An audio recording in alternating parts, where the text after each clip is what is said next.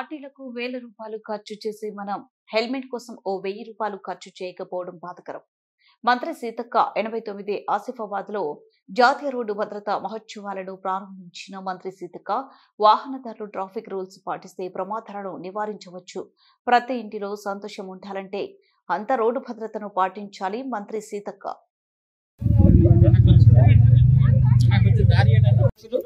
నాతోటి సోదరిమణి స్థానిక ఎమ్మెల్యే కోవ లక్ష్మి గారికి, అదే విధంగా ఎమ్మెల్సీ దండ విఠల్ గారికి, జీసీసీ చైర్మన్ తిరుపతి గారికి, అదే విధంగా కలెక్టర్ గారికి, ఎస్పీ గారికి, ఏఎస్పీ గారికి, శ్యామ్ నాయక్ గారికి, ఏఎస్పీ, అదే విధంగా అడిషనల్ కలెక్టర్స్ కు, మరి వేదిక మీద ఉన్నటువంటి వివిధ స్థాయి ఉద్యోగులకు అందరికీ, పత్రికా మీడియా సోదరులకు సంక్రాంతి శుభాకాంక్షలను తెలియజేస్తూ, ఈ సంక్రాంతి, ఈ నూతన సంవత్సరం ప్రతి ఇళ్లలో సంతోషం ఉండాలంటే రోడ్డు భద్రత యొక్క పరిస్థితిని మనం తెలుసుకోవాలి.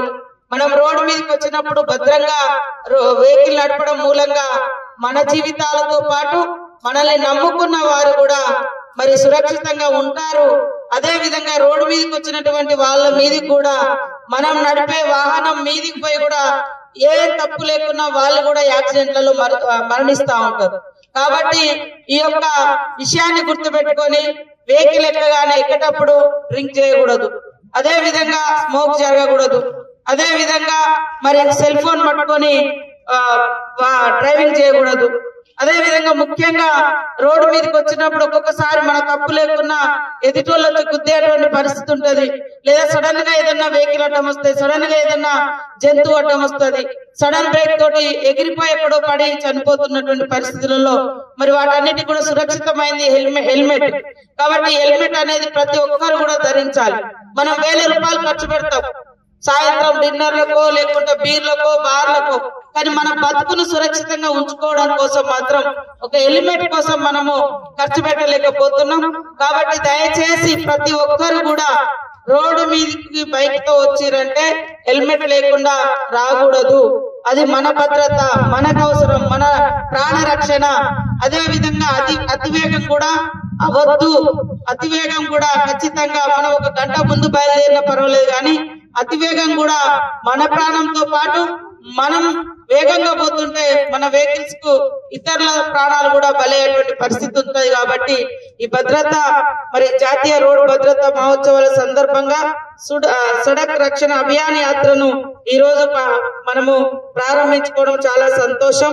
ప్రతి ఒక్కరు కూడా ఈ ప్రోగ్రామ్ లో పాల్గొని మరి ఈ రోడ్డు భద్రత వాళ్ళు వేసినటువంటి కరపత్రంలో వివిధ అంశాలు దాదాపుగా 27